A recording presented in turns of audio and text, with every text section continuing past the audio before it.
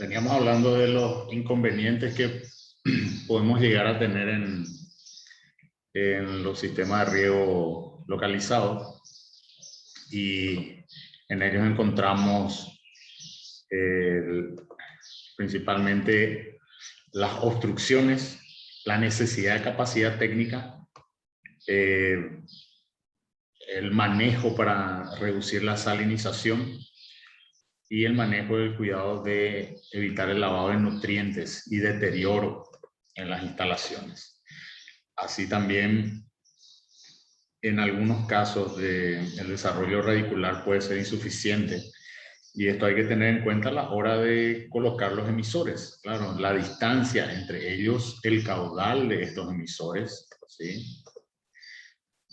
Y de vuelta, en esto vamos a insistir varias veces, el diseño agronómico es lo que nosotros tenemos que cuidar, y es la base, el cimiento del proyecto, es el conocimiento profundo del cultivo que queremos producir, ¿sí? En base al cultivo que queremos producir, vamos a decidir qué sistema de riego utilizar. A partir de ahí vamos a buscar la fuente de agua. Siguiendo, vamos a buscar cómo conducir esa agua y hacer que sea la llegada de esa masa de agua lo más eficiente posible, ¿ya? Entonces, de hecho, vamos a analizar el clima de la zona, las condiciones de suelo, calidad de agua, volumen a suministrar, demandas del cultivo a lo largo del ciclo. Vamos a conocer esto como KC, reducir la salinización, y todo esto de manera eficiente para que tengamos la mejor relación kilos por ml, y esto también podemos relacionar en dólares por ml, ¿ok? Bien, entonces tras esta etapa se pretende llegar a determinados parámetros: las necesidades de agua de riego, el caudal y número de emisores por planta y unidad de superficie, y el tiempo de aplicación de riego. Este diseño hidráulico, esquemáticamente podemos ir tocando algunos puntos, que fijar el número de subunidades considerando tiempo y frecuencia de aplicación. Esto totalmente relacionado a los emisores, al caudal que nos garantizan. Y ahí vamos a separar esto en subunidades para que podamos tener la garantía de presión. Vamos a determinar los caudales necesarios y qué presiones tenemos que tener para que esto funcione. En base al dimensionamiento de esto, vamos a pensar en la red de tuberías, ¿sí? Y se parte de las subunidades y se avanza hacia el cabezal de riego. El cabezal de riego es lo más cercano a la central de bombeo. Se diseña el cabezal atendiendo la calidad de agua, condiciones de manejo previsto, y vamos a definir si se tiene o no automatización. Esta automatización puede estar dada. Aquí me apareció otra cosa, disculpen.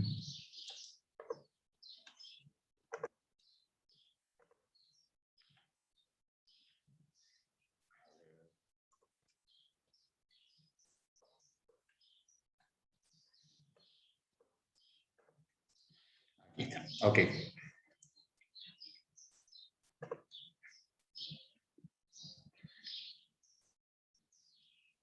Bien. Bueno, algunos parámetros importantes a tener en cuenta: el porcentaje de la superficie mojada, ¿sí? Tenemos que asegurar que el sistema radicular explore un volumen de suelo mínimo y que esto garantice su posibilidad de alcanzar los nutrientes que necesita. Bueno, las plantas necesitan un volumen de agua, volumen de suelo inferior al que exploran en secano. debido a varios factores. Por ejemplo, un cultivo lechoso se puede mojar un 30-40% del suelo. Ahora, la elección del porcentaje de superficie mojada supone valores altos para tener mayor seguridad. Esto va a encarecer la instalación y esto también tenemos que pensar en la frecuencia. Cuanto mayor frecuencia, mayor uso de energía eléctrica o algún generador a base de gasoil, lo que sea, ¿sí? Bueno, cuando hablamos de la localización de las zonas húmedas, hace referencia a la distribución de los ramales, portaemisores y la disposición de los mismos sobre el terreno, ¿verdad? Y ahí buscamos conjugar el requisito de número de emisores por planta con la interferencia, que no interfieran en la labor del cultivo. El número de posiciones ilimitado, claro, porque podemos tener un ramal de portaemisor de 10 metros y ahí podemos hacer a 45 centímetros, podemos hacer a 12 centímetros, de acuerdo al tipo de portaemisor y garantía de caudal que tenga el emisor, ¿ok? Entonces, a esto se refiere cuando habla el número de posiciones ilimitado. Tenemos que garantizar en base a la textura del suelo y desarrollo radicular que tiene propiamente el cultivo, buscar garantizar que este se desarrolle bien, no aquellos que es un cultivo pivotante, de raíz pivotante, y finalmente nosotros estamos regando como si fuese de raíz fasciculada, ¿no? En goteros interlínea es importante que los bulbos se solapen, o sea que se encuentren, los bulbos mojados se encuentren entre sí. Bueno, a todo esto que estamos hablando tenemos que llegar a lo que es el cálculo del volumen de agua aplicado por cada emisor. ¿Cómo vamos a llegar a esto?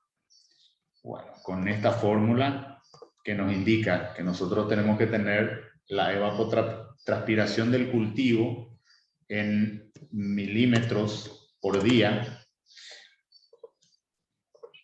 Milímetros por día.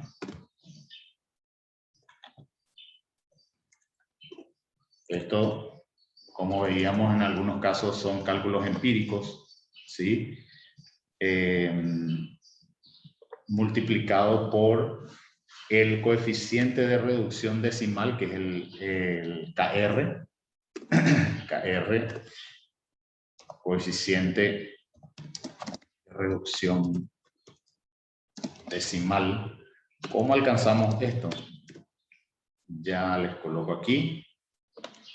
Coeficiente de reducción decimal es igual a el índice de sombreamiento del suelo por más 0,1, disculpen, más 0,1. Bueno, siendo el coeficiente de sombreamiento de 0,1 a 0,2 a 1,0. Bueno, entonces ahí ya tenemos dos factores para calcular el riego por planta. ¿Ok? Porque aquí justamente, ¿por qué vamos a instalar un sistema de riego localizado? Es porque lo que vale es la planta, lo que produce cada planta, no la población, como en el caso de riego por aspersión. ¿Ok? Entonces vamos a tener la evapotranspiración del cultivo en milímetros por día, el coeficiente de reducción decimal que se calcula por el índice de sombreamiento más 0,01, este índice 0,1, perdón, el índice de sombreamiento que aquí le llamamos como CS, va de 0,1 a 0,1 a 1. Esto, de acuerdo, tiene una relación directamente proporcional con el Kc del cultivo. Luego vamos a lo que sería el espaciamiento. Cuando hablamos de EP, estamos hablando del espaciamiento entre plantas en las hileras. Espaciamiento entre plantas. Entre plantas en la hilera. Esto está dado en metros. ¿Sí? Cuando hablamos de E sub FP, estamos hablando de E sub FP.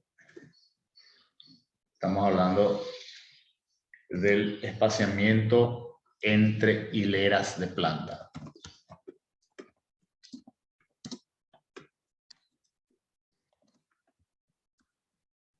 Planta que también está dado en... Sí, que también está dado en metros. Ok.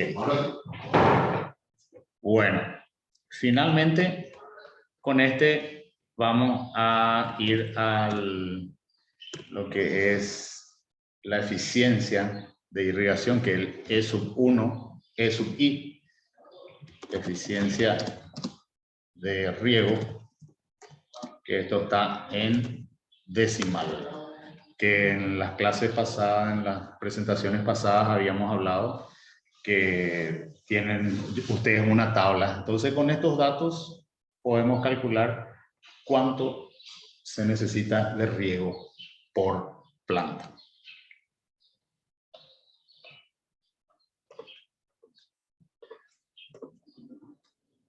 Vamos a borrar. Esta es la posibilidad que tenemos de automatizar, de indicar que el sistema se prenda y accione cada cuántas horas, cada cuántos minutos, cada cuántos segundos y cuánto va a durar ese accionamiento. ¿Ya? Este es un sistema de riego localizado por microaspersión. Y miramos algunos estudios de casos. Bien, ¿cómo esto creció? Netafim es uno de los pioneros en el tema de goteo y le tenemos que inició esto en 1965 en un kibutz, aquí dice el nombre también, Hatzern, donde se inició esta visión. Y hoy prácticamente es el líder de mercado a nivel de goteros, ¿verdad? Esto, aquí hay dice la revolución del riego, que nos demuestra esto, que finalmente para avanzar en este sistema se tuvo que meter nuevas ideas, ¿ya? Y la necesidad finalmente fue la madre de todas las invenciones. Esto, fíjense lo que eran antes los goteros tipo laberinto y ahora lo que son prácticamente estos están 3 centímetros de tecnología dentro de un gotero. Bueno, vamos a lo que es un sistema de riego finalmente. Es un sistema calculado, proyectado, diseñado, instalado con el fin de la aplicación eficiente de agua y en el caso de nutrientes ya le llamamos fertirriego de acuerdo a la necesidad de los cultivos. Aquí vamos a ver entonces los cabezales, las laterales, etcétera, de esto que ya estuvimos hablando. Bien. Ahora, la pregunta de siempre. ¿Cómo regar? ¿Cuánto regar? Y bueno, va en relación a la textura del suelo, al cultivo, a la evapotranspiración del cultivo. Y esta lámina vamos a garantizar con la evapotranspiración por el coeficiente de cultivo, que esto ya hablamos en presentaciones anteriores, y esta evapotranspiración va en relación a velocidad, radiación. La evapotranspiración, como ya en láminas anteriores presentamos, el coeficiente de cultivo varía de acuerdo al desarrollo en sí del cultivo. Lo que puede almacenar el agua va en relación a la textura del suelo y la capacidad de retención que pueda tener esto. Vamos avanzando. Así como comentamos que es necesario el cálculo de pluviometría, y eso hablamos en el sistema riego por aspersión. Finalmente, aquí también es necesario calcular esto, que es por una fórmula que nos va a dar el milímetros por hora, y vamos a tener el caudal en litros por hora de cada uno de los emisores sobre la distancia que hay entre A, que la distancia A es entre los emisores, por la distancia B, que es entre las laterales. ¿Ok? Entonces en esto vamos a tener finalmente la pluviometría en milímetros por hora. ¿Ya?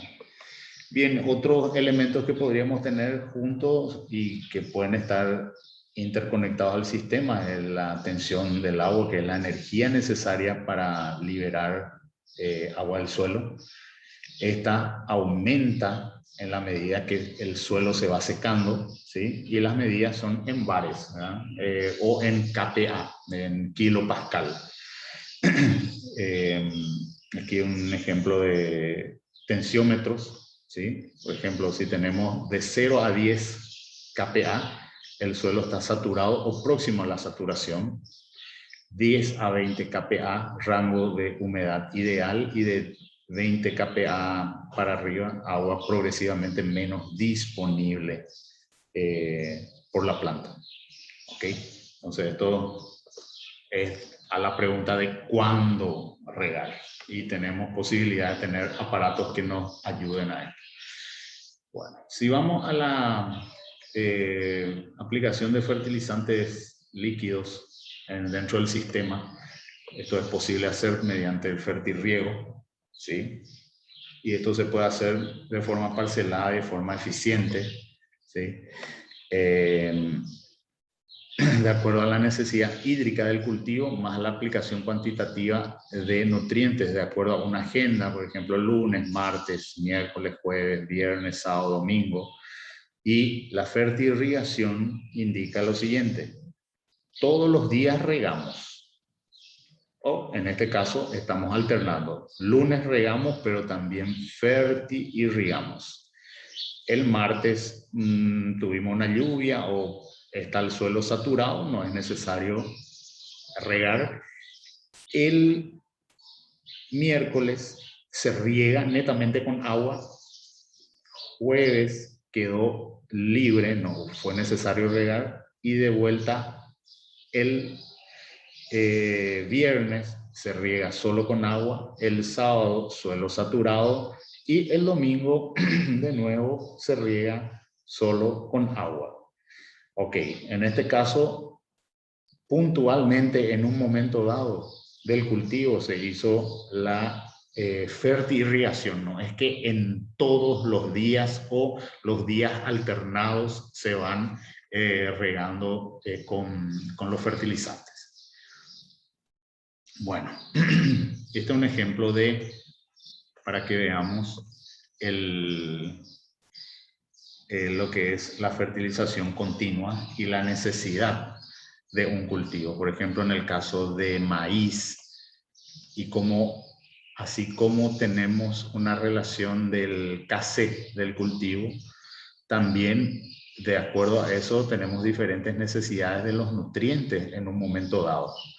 Aquí ustedes van a ver kilogramos del elemento por hectárea. El P2O5, por ejemplo, tenemos 20, una necesidad, perdón, de prácticamente 5 kilos a los 20 días del cultivo del maíz, y una necesidad de cercano a 8 kilos más hacia la cosecha. Ahora, el nitrógeno, a los 20 días necesitamos menos de 5, pero a los 40 días esto nos lleva a necesidad de 6 kilos por hectárea. A los 60 esto se dispara a una necesidad de 15 kilos. Así también el K2O, que el potasio, llega a una necesidad de 20 kilos por hectárea a los 60 días, y hasta los 80 es necesario mantener 20 kilos por hectárea. Entonces, esta es la base para entender por qué no hacer la fertirrigación en todo momento de forma continua. Y aquí ustedes van a ver también esto se programa, ¿sí? Y cómo en base a la concentración que tenemos del producto, esto se va haciendo las automatizaciones de la fertirrigación. Bueno, ahí tenemos diferentes tipos de fertilizantes, ¿ah? Y esto va variando de acuerdo a cada formulación y la riqueza que tiene cada uno de estos elementos. Vamos a un nitrato de calcio que va a tener 15,5% de nitrógeno y 19 de óxido de calcio. ¿Ok? Y así cada uno de los elementos, esto vamos a orientar de acuerdo al tipo de cultivo que tengamos y la necesidad de cultivo de forma específica, ¿sí? Aquí el fertirriego y el pH, bueno, esto es muy importante, esto tenemos que tener los elementos para ir de pHímetro también para medir la conductividad eléctrica, que es el nivel de sales que tenemos en el agua. Aquí nos muestra el pH generado por gramo de fertilizante disuelto en 1 litro de agua destilada. De vuelta al nitrato de calcio, vemos que el pH con 1 gramo de este fertilizante en 1 litro de agua va a 5,8. Y así vemos que algunos tienden a un pH más ácido y otros tienden a un pH más alcalino, ¿ya? En el caso aquí de un sulfato de potasio, por ejemplo, que va a 7,1.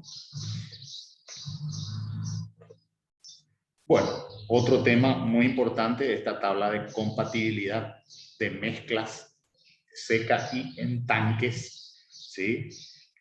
Vamos a un ejemplo. Aquí nos muestra C, es mezcla 100% compatible en seco, y nos dice que la mezcla es incompatible. El E nos muestra que la mezcla solo puede ser compatible en estanque. L, compatibilidad limitada en seco y también en agua o en una cantidad limitada. P, mezclas que generan calor, puede ser peligroso para el sistema. S, cantidad soluble en agua limitada por punto de saturación de la sal. Vamos a un ejemplo. Si hablamos del nitrato de potasio y vamos a una incompatibilidad, busquemos el nitrato de potasio, es incompatible con el amoníaco anhidro, ¿ya? Y así por delante. Vamos a un fosfato diamónico, un DAP. Es incompatible con un sulfato de magnesio anhidro. ¿Ok? Esto es una tabla muy importante en el caso cuando tengamos que mezclar los productos a nivel de fertirrigación. Bueno, y hay una diferencia en esto. La fertirrigación es regar, regar, sí, a intervalos regulares y en algún momento hacer la aplicación de los fertilizantes. Ahora, el término nutrirrigación, ¿verdad? Nutrirriego, ¿verdad? Sería todas las veces que regamos con agua, también se riega con fertilizante. Entonces, fertirriego y Nutri-Riego tienen esas diferencias. Y esto va variando de cultivo en cultivo, así como vimos esas diapositivas anteriores. Bueno, para terminar, tenemos para desarrollar vagamente aquí lo que es el riego por goteo subterráneo, que es